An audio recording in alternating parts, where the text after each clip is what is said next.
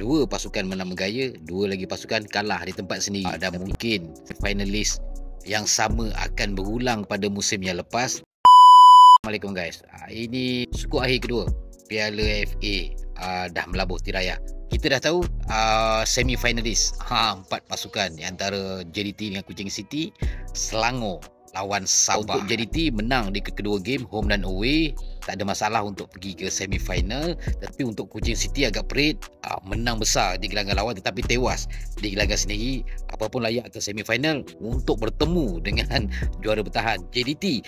Dan untuk Selangor dengan Sabah ni, sebenarnya Selangor menang besar di home 4-0 dengan Negeri Sembilan tetapi tewas kat gelanggang sendiri. Tetapi akhirnya pun layak lah untuk bertembung dengan Sabah, dan Sabah pula menang di dua tempat, layak untuk ke semi final bertemu dengan Selangor. Itu adalah ceritanya sebenarnya.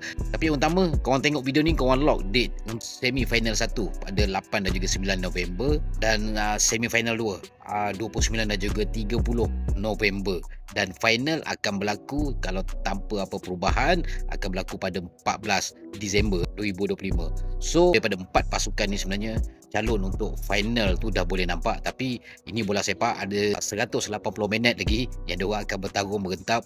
Jadi kita tunggu kedua-dua game timbal dah balik semi final Piala FA Malaysia. Kita harap game yang baik, game yang menarik lah sebenarnya sebab dah sampai ke peringkat separuh akhir. So tahniah JDT, Kuching City, Sabah dan Selangor, dan mungkin finalis yang sama akan berulang pada musim yang lepas. Jeng.